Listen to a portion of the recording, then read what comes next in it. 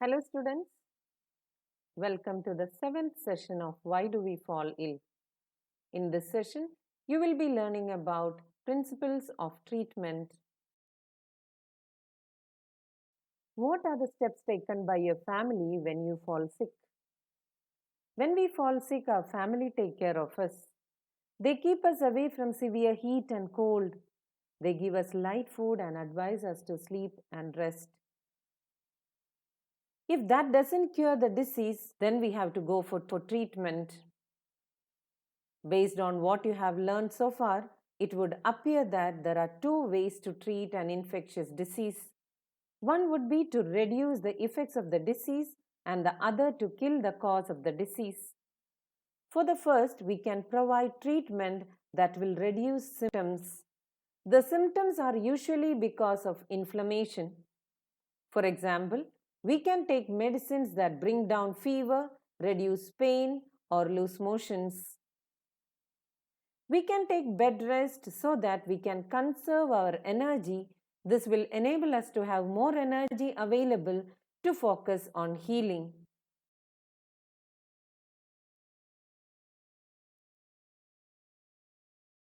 But this kind of symptom directed treatment by itself will not make the infectious microbe go away and the disease will not be cured. For that, we need to be able to kill off the microbes. One way is to use medicines that kill microbes. We have seen earlier that microbes can be classified into different categories. They are viruses, bacteria, fungi, and protozoa.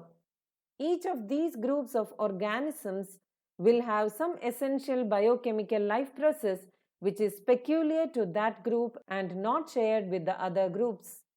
These processes may be pathways for the synthesis of new substances or respiration. These pathways will not be used by us either.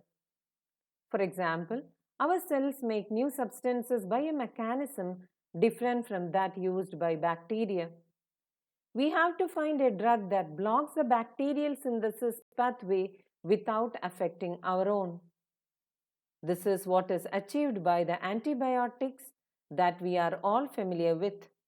Similarly, there are drugs that kill protozoa such as the malarial parasite.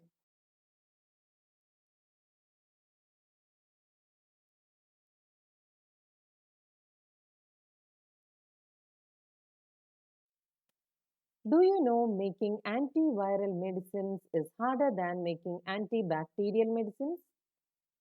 This is because viruses have few biochemical mechanisms of their own. They enter our cells and use our machinery for their life processes. This means that there are relatively few virus specific targets to aim at. Despite this limitation, there are now effective antiviral drugs, for example, the drugs that keep HIV infection under control.